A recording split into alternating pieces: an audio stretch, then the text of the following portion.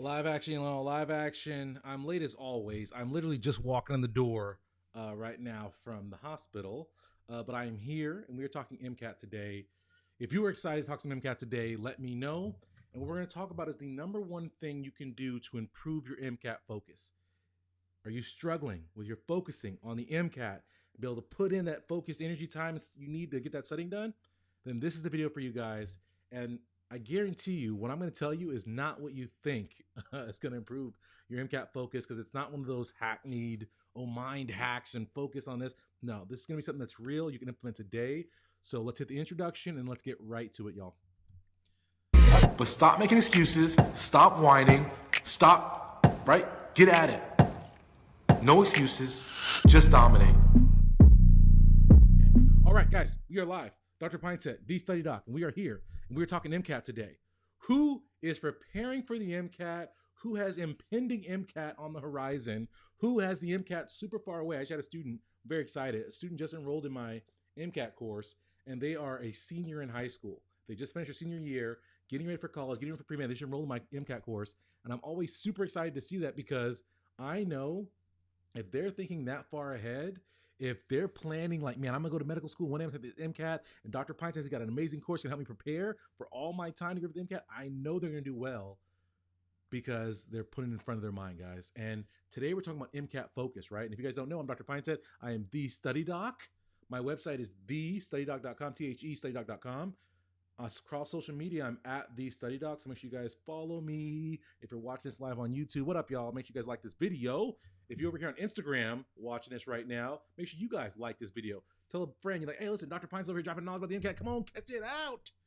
I'm a little hyped today because I was on call yesterday all day and all night last night, and I had a crazy 1 a.m. IV with a crazy patient who their BMI was 63. And so if you guys do the math on that, what it takes to get a BMI of 63, you'll understand why this was so fun to do this IV at 1 a.m. It was ridiculous. So then I went from that, and I worked today, and I've been working straight through, and now I'm back, literally racing out of the car, said, hey kids, hey wife, and then ran up here to my office real quick to stream with you guys. So I'm a little wired today, so if I'm all over the place, because I haven't come down from the high of how much fun I had doing anesthesia. But for the MCAT and your focus, right, be able to focus in. It's such kind of the MCAT is the great barrier to people's medical school admissions. At least we think, right? We're like, oh man, I got everything in place, but just that MCAT. How do I go up that MCAT? How do I go that MCAT? And as we start to prepare for the MCAT, it's easy to lose focus. It's easy to feel like we're stuck in the mud, to see our score stagnate, to feel like, man, I'm studying, I'm putting time in, but I don't remember what I learned. I'm not moving forward. I'm not getting closer to my goal. How many of you guys are there? How many of you guys feel like that, where you're like, man, my MCAT, I'm working hard, but where's my get back? Where's my score improvement? Where all the 10 points, the 20 points, the 30 points I need, where they at? Right? Granny said, hello, MCAT and GPA and so many other things, right? So many things. Uh, right? I mean, everything is something, but nothing is everything, right? But the MCAT is very, very important to your med school admissions. And so if we're saying that we're struggling to focus on the MCAT, what can we do to improve that focus? The number one thing you guys can do if you want to improve your MCAT focus is to make the MCAT your number one priority. Sounds simple enough, sounds obvious enough, but let's really break this down, and I'm going to show you how so many students go wrong. The first question I want to ask you guys is, how important is the MCAT to your future? If you are a pre-med and you're like, I'm not sure what I got to do to get to medical school, let's all get this very, very clear. How important is the MCAT for your medical school admissions process? What up, everybody? Josh on here. Josh I just sent you an email. Kasim, what is up? As always, glad to see you. Armand on here. Julian, what up? Was it Marig says, still stuck in content review. T Pearl says, how do you do that while still stuck in school? We're going to talk about that right here, guys. But how important is the MCAT? People are saying important, very important, extremely important, right? The MCAT is important, obviously. So my question to you is, if the MCAT is very important to your medical school candidacy, right? Why are you not making the MCAT your number one priority? And if you think about, for medical school admissions, the very first thing that med schools are considering are your GPA and your MCAT. GPA and MCAT number one. No medical school in the world cares that you cured cancer if your MCAT score is 490. Period. You won't get in. Does everybody understand? If your GPA is low and your MCAT is 490, you're not getting in. Even if you came up with the vaccine for COVID-19, you're not getting in. The numbers are the first thing they evaluate. Holistic review is a lie. That's a truth and a lie. In the sense that people, want to be holistic and look at different factors and look beyond the numbers. But the reality is they're not looking if the number's not there. Does everybody understand what I'm saying? Like people are like, I want to marry for love, but at the same time, like you got to be, got some other things going on in your life. I can feel good about it, right? Got to have that basic criteria before you consider more seriously. Crystal, what up? So if the MCAT is that important, it's up there on a pedestal, and I promise you guys, because look at the numbers first, the MCAT and your GPA are the two most important factors in your application. So you should always put those first. Get your grades tight, and then you turn your attention to the MCAT, and then once it's MCAT time, it's all MCAT. And so if you are doing anything else during your MCAT prep that is pulling away from your MCAT prep, you need to immediately stop it. Because you're going to make the argument that, oh, you know what, this research project I'm doing, it's so important for my application. But you have to really be clear on your priorities and ask yourself, wait a minute, is this research project as important as my MCAT for my candidacy? And I coach students all the time, and I'll be talking to students, I'm like, listen, I see you're doing 50,000 things plus MCAT studying. Why? You're nowhere near your MCAT score goal. So all the time you're spending all doing all this stuff, no one's going to care that you're shadowing. They're going to care that you don't have a great MCAT score. So you got to focus in and make it your number one priority. And with all these extracurriculars, guys, someone asked, how do you do this during school? How about taking a break from school? Did you guys know that even if you're in school, you could take a semester off? Did you guys know that, hey, you know what? If you're in school and you can't afford because you need that financial aid, you don't have to stop completely. You can get your 12 units or whatever you need to be full-time, get your financial aid. But what if you took 3 classes, pass, fail, that are humanities classes? So you could have the money you need to live, but then you could turn all your attention to the MCAT. If you gave yourself 3 or 4 months of uninterrupted MCAT time, would your score be better? Not a rhetorical question. I'm asking you guys. Don't make me. The whole reason I'm live is I don't want to talk to myself. If you gave the MCAT 3 to 4 months of your uninterrupted attention, would your score be better or not? Simple question.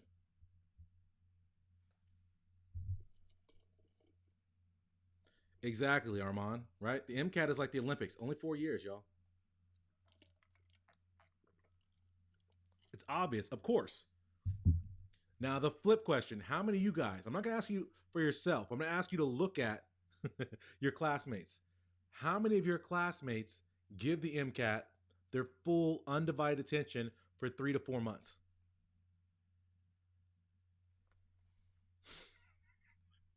Right? Everyone's like, I'm seeing 3, that die says 3 or 4. There's 3 or 4 exclamation marks behind that yes. Right? So it's like, definitely will be better, exclamation marks. All these exclamation marks. But my question to you, right, if we got all these exclamation marks, is, hey, with all these exclamation marks, how come no one does that, right? And Shiraz just said it. Nobody does that. Well, let me see here. Hold on.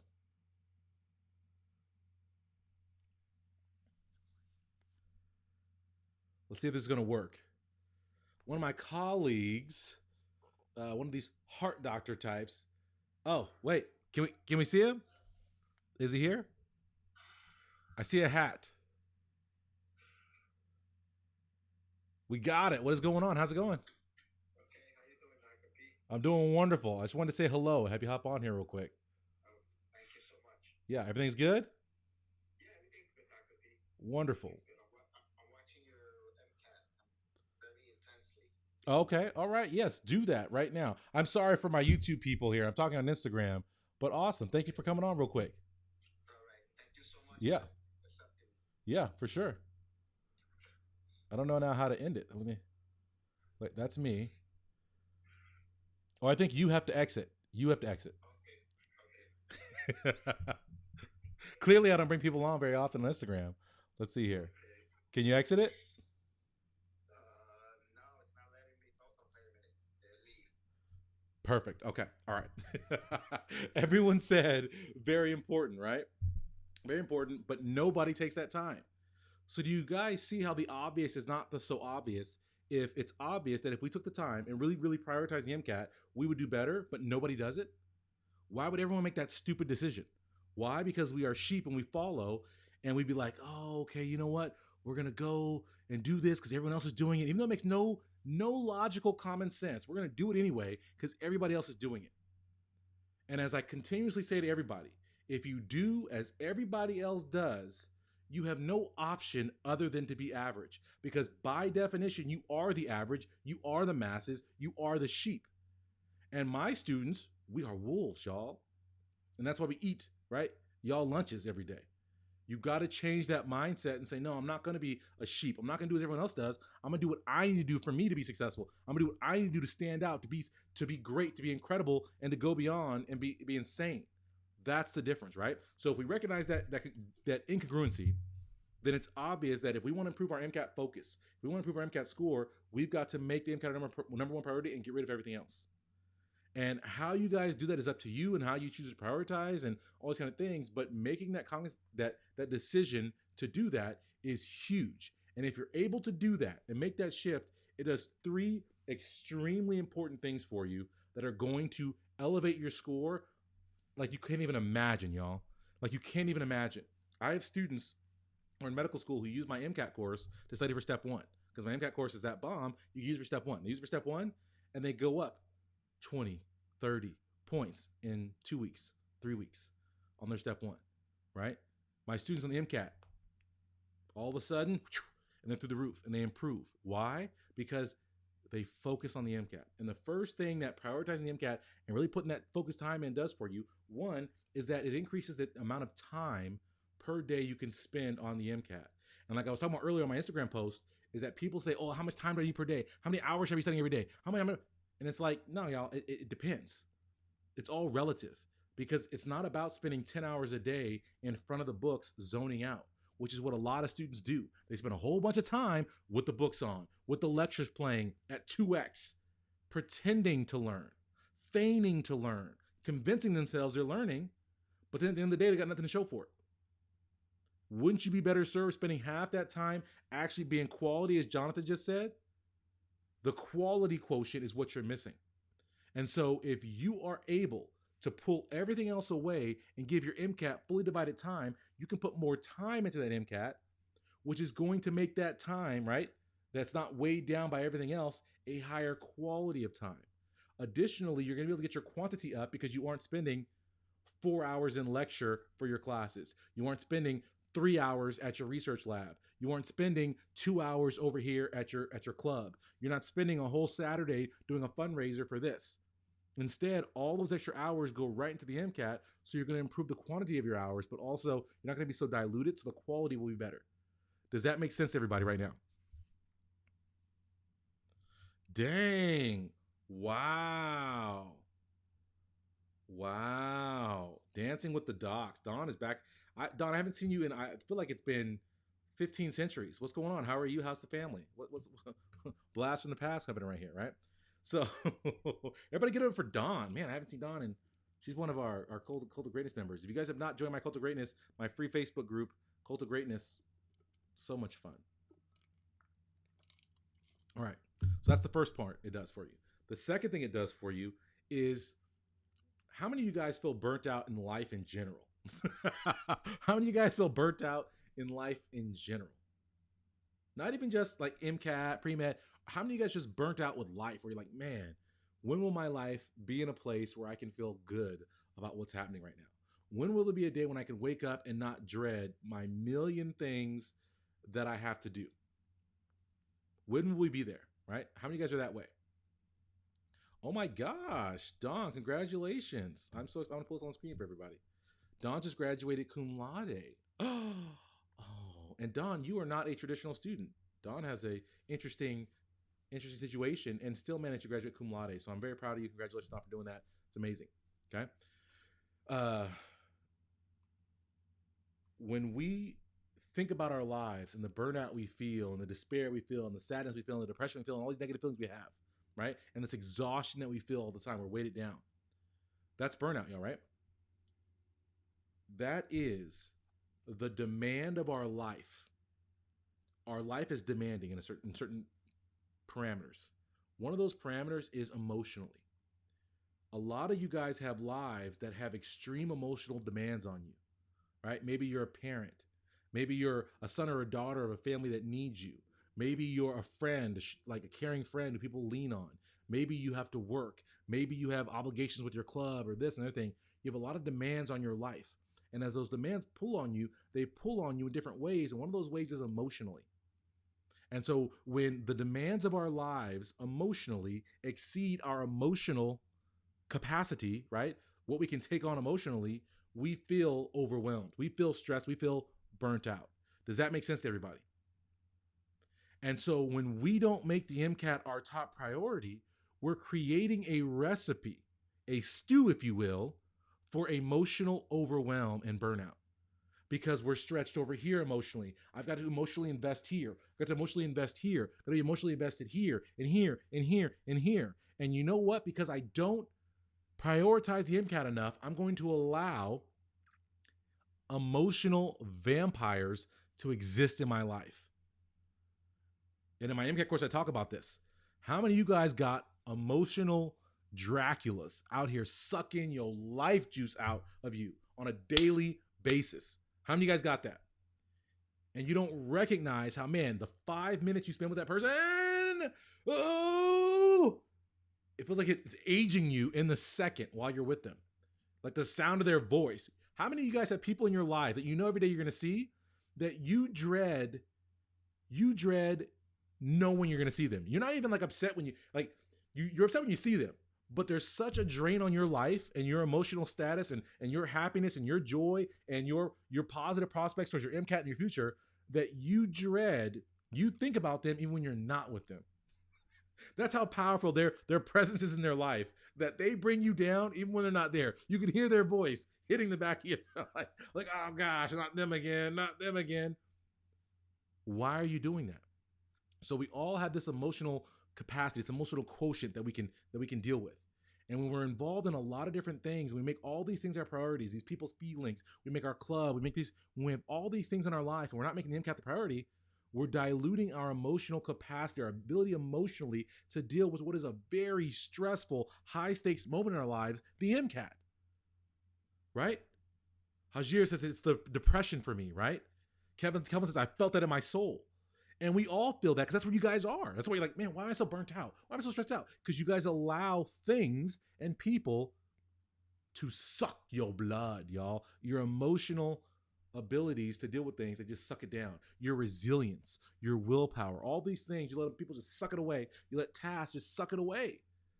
Stop that. So I want you guys, take a look at your lives, okay, for these first 2 points and say, okay, what is taking away quantifiable time from my MCAT prep? The valuable time I need to learn all this mountain of information that's covered on the MCAT. First thing. The second thing, what in my life, activities, people, so forth, is taking away from my emotional well-being, right? My emotional capacity to handle the stress of the MCAT.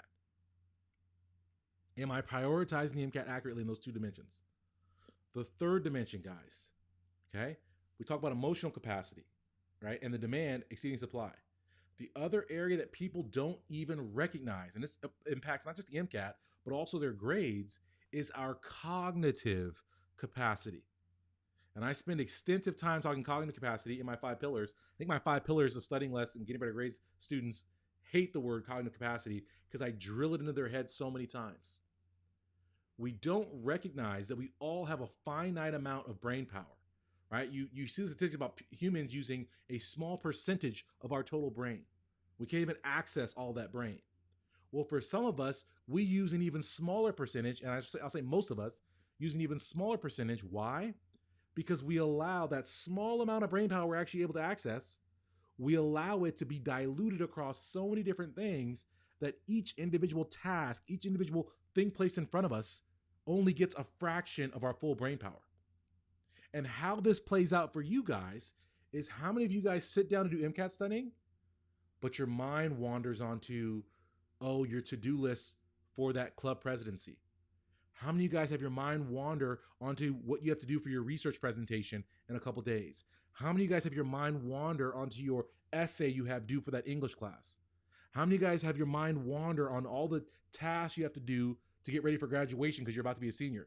How many of you guys have all of this stuff stuck in your brain about, oh, I got to apply for this scholarship, I got to get my med school application together? You got all these other things that you're thinking about when you should be thinking about the MCAT. Beatrix gonna be honest. Thank you, Josh. I'm gonna be honest. That's the truth.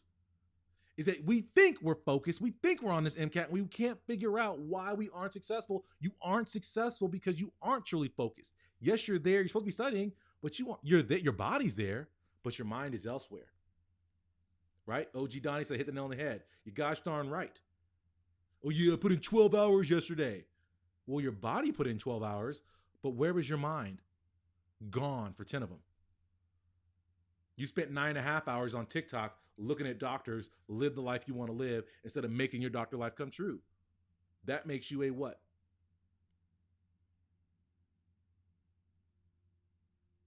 Can I be honest? If you spent your 10 hours of MCAT studying looking at social media, what does that make you? Thank you. I love it, Shiraz. You know what to say. Makes you a fan. And a fan, the word fan is short for fanatic. And fanatic is synonymous to me with maniacal and maniac and crazy. Makes you a simp, as Jonathan said. Makes you basic, as Ketchum just said. Makes you a poser, as Anthony just said. Makes you a procrastinator, as Julian just said. Makes you a buster, in my book. Buster. You watching someone else live their life, you watching someone else study for the MCAT doesn't make you study for the MCAT, doesn't make you a doctor, doesn't make you successful. It makes you a buster, a poser, a procrastinator. It makes you a simp, it makes you basic, it makes you all these things, right? And Diamond just said it makes you unmotivated. Why? Because you think you're already there. You're living vicariously through this freaking person you're watching, and you think, oh, yeah, I'm there. You aren't there. You couldn't be further from where you want to be. You wasted time today. So does that make sense to everybody? So we've got to be focused on where we want to be at. Additionally, even if you aren't thinking about an activity while you're doing the MCAT, so let's just say you're able to put the research stuff aside while you're doing the MCAT. When you go to your research lab, you're using brain power. And the reason we are cyclical and need to sleep is because we have to recharge everything, y'all. We got to plug that brain in, hit that get that battery up, y'all. Your battery light is blinking at you, right? If you're like me, my iPhone be dying in like 10 minutes. I hate these iPhones. The battery's amazing. Every time I get a new iPhone, I'm like, man, the battery on this new iPhone, this is the one. This battery's amazing. And then like 3 months later, my battery's freaking trash, right? We don't recognize that we're just like the cell phone, y'all. If you spend 8 hours at your job, you used a lot of battery power. And now you're going to go and put 4 hours of quality MCAT studying time together? Something seems off there. Something seems off there. You're going to go to class all day, take care of your kids, make sure everybody gets in bed, and after everybody's asleep, you're going to study for the MCAT and be fully mentally there and have all your faculties about you? What do we think? Sounds silly. And if this sounds obvious to you, if you're like, well, this is obvious, my question to you, if it's so obvious, why are you doing this to yourself? Why are you not prioritizing the MCAT? Why are you making other things, other factors that aren't the number one priority feed in and bleed in to your top priority and hurt your MCAT score and hurt your med school future and hurt your prospects to become the physician you dream of being? Do you guys understand what I'm saying right here? Right? And we can feel like we have no choice. And this is the problem, is that so many pre-meds talk about being sheep and being the average, is that so many of you guys feel like you don't have a choice in what you do, how you spend your time, and how you approach pre-med. And that's the wrong way to think about it, right? In my Dominate Pre-Med coaching program, my pre-med students, I teach them, right, how to pre-med passionately, how to pre-med in a productive, how to pre-med in a focused manner, the things that matter to them and also matter to medical schools. You don't have to be cookie cutter. My students are crazy, have crazy track records that are completely off, non-traditional, atypical. But they get into medical school. Why? Because they were passionate about it and they excelled. And it makes a huge difference. And when it comes to this MCAT, you may feel like, oh, everything I'm doing, everything's on my plate, I have to do.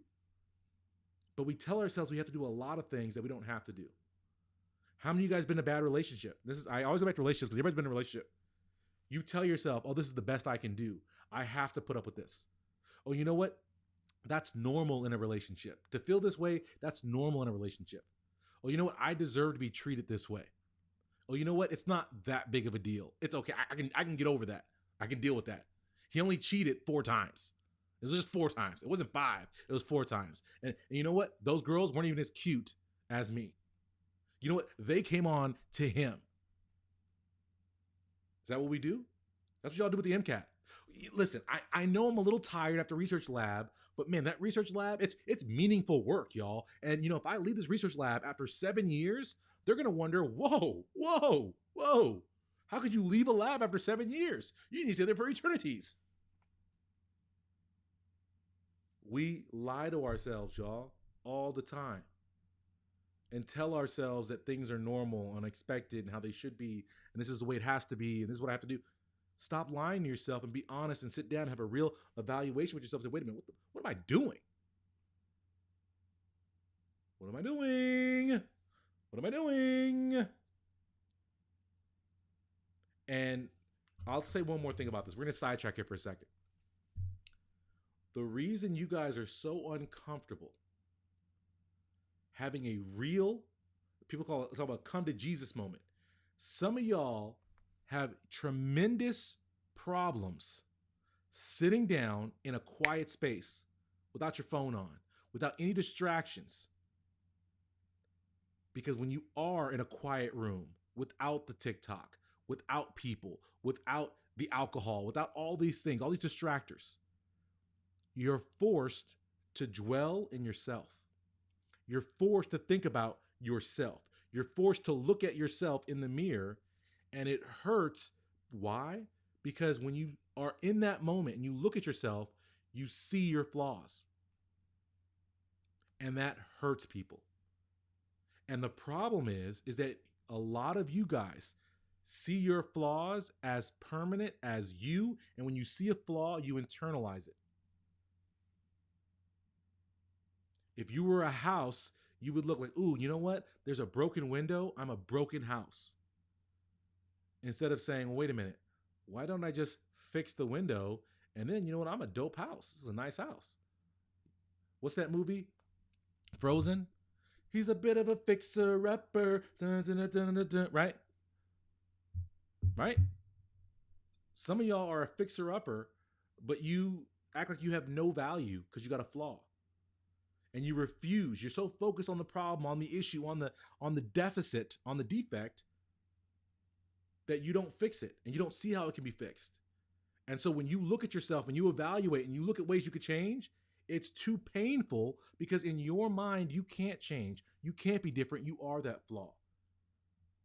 And if you guys understand what I'm saying, and if I'm talking to you, like this video right now, comment right now, because there's a lot of students out here who are sitting back silent as a mouse, saying, oh, no. Be honest and then help them be honest with themselves. Because it's the hardest thing to do, y'all. It's easy to tell the truth to other people, but we care most about ourselves. And when you care about someone, you care about something, it's so hard to be truthful to that person. You know what? I can't tell my parents what happened because I just don't want to let them down. They mean too much to me. I don't want to be honest with myself because I mean too much to me. I don't want to hurt my own feelings. And with your MCAT prep, many of you guys are on the wrong track and you want to lie about it. And here's what's funny. You guys know I talk trash on forums all the time.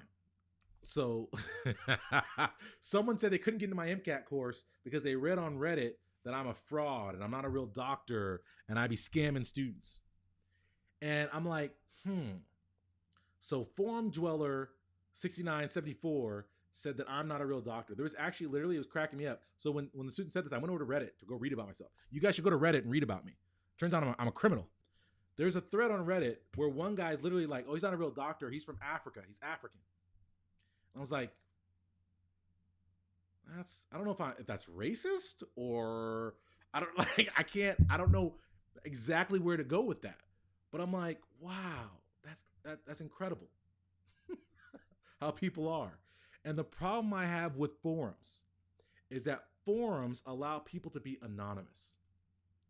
And when we're anonymous, guess what, guys? What can we do when we're anonymous? We can be whoever we want to be. We can be the expert. A lot of people claim to be experts, right? We can be the all knowing being. We can be the person who says and pops off and says whatever because it's anonymous. There's no accountability. And the reason people love these forums so much is because everyone loves to not be held accountable. You can go on a forum and post anonymously your stats, your whatever, and you can sit back anonymously and look at it. And then what do? Everybody who reaffirms the belief you came in with, you're like, yeah, thumbs up, thumbs up, thumbs up. And anyone who says something that's opposite to what you want to hear, thumbs down, thumbs down. They're a hater. They're this, da da da. They're a troll. Because there's no accountability. It works both ways. Forums are the death of your dream. Period. That's the truth. Because if there's no accountability and it's just anonymity, can't speak my, right? Whose feet are to the fire? So anyone can say anything. And with you guys, sometimes you guys operate in your own lives as forum dweller 7394. You can come on in your own brain and say, hey, am I doing the most I can? Am I doing the best I can for this MCAT? And then your other forum self comes on and says, yeah, you the man, you know everything. You doing right, you just keep doing what you're doing. Don't change at all. You got it all. You so right. And then you run in this circle. You in the internal forum circle. Forget pre-med Reddit, you self-Reddit. That's what it is. Does everybody understand what I'm saying right now? Dejan, don't mess with me, buddy. Don't mess with me right now. I'll mess around and mispronounce your name again. CNN, right? Do you guys understand what I'm saying to you guys? This is so important, so key. And we're off topic, but we're on topic. Because if the MCAT isn't your number one priority, odds are you're lying to yourself or you're justifying to yourself, which means you don't recognize you're lying, but you lying. Do you understand what I'm saying? Right? It's easy to lie when there's no accountability. And the students who are successful, who conquer the MCAT, who get into medical school, if you go around and you are like, and you actually ask someone, not in an anonymous place, you ask them, you say, well, what'd you do? I held myself accountable. I made myself show up every day and do the work. I made myself say, you know what? You don't know that area. Stop hanging out over in chemistry land because you know all the chemistry. Get yourself over to psych social and learn that stuff. Right? I can't tell you how many people send me messages like, "Hey, Dr. Pinesett, I'm wondering what resources I use for the MCAT. You know, I'm a visual auditory learner, and so I love to watch the lectures. And I said, hey, you know what love gets you? Everybody confuses love with healthy. We're in love. Cool, you in love. But is your love healthy? Just saying. He loves me. That's why he hit me in the face. She loves me. That's why she wants all of my time.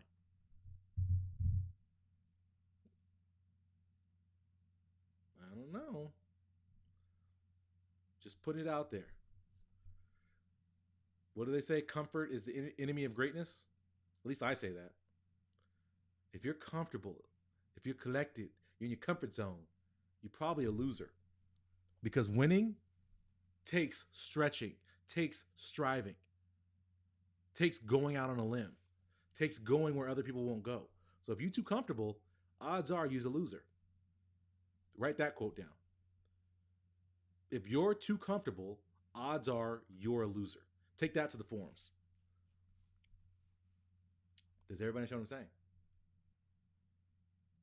Does everybody get this message here about this MCAT and the importance? This is something you can literally implement right now. You can sit down after the stream and write down how do I spend every single day? What are all the things I do? What are all the things I'm involved in? What are the things I'm signed up for? What do I give my time to? What do I give my emotions to? What do I give my intellect to? And ask yourself. It's very simple. You can literally implement this today. And for some of you guys, like, oh, well, I'm telling you, F the hacks. Forget the foolishness. Simple wins, y'all, because simple can be executed. Yes? I like that. The moment I get one question right, my brain somehow thinks it has understood the whole chapter or lesson. It's not true. Hear it. Right? Thank you. I thank you, John, for putting that up there. If you're too comfortable, the odds are you're a loser. That's the reality. And can your pre-med GPA be saved by an MCAT? Sure. But again, I'm going to ask you guys a very common sense question, and we're going to leave after this. I want everyone right now to like this video. If you're watching this live on YouTube, if you're watching this on record on YouTube, you need to hit like because you need the algorithm to know that Dr. Pinesett, you know what? He spit some truth today. So other people need to see this beyond just my eyeballs.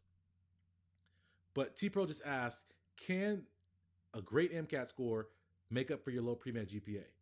And the answer is yes.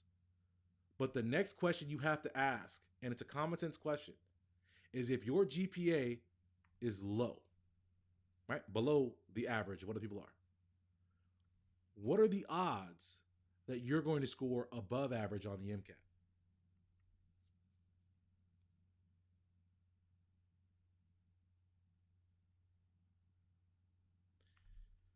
I need everybody right now to light the box up.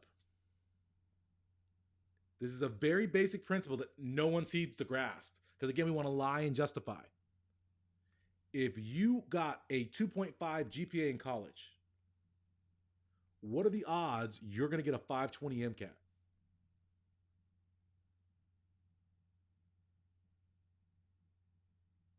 Again, I may not be the smartest person, but I got common sense. And my common sense, my spidey senses are tingling.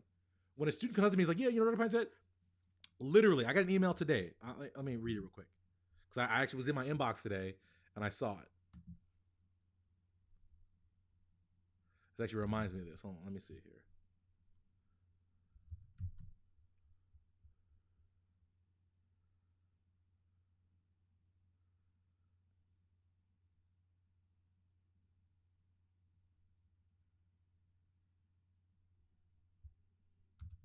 I'm going to look it up because this is actually important. Because I get these emails all the time and I'm like, oh, help us, help us.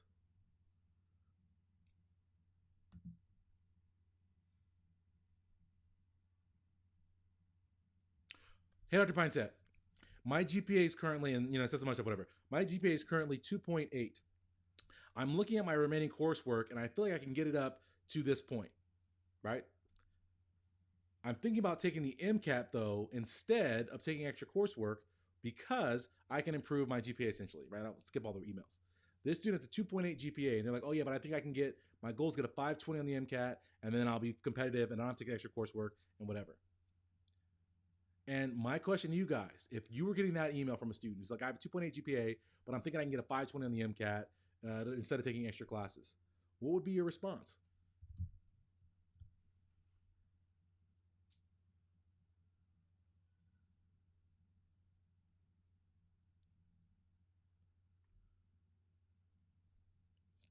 You'd say that's ludicrous. Take more classes, right? It's a pipe dream, as Shiraj just said, right?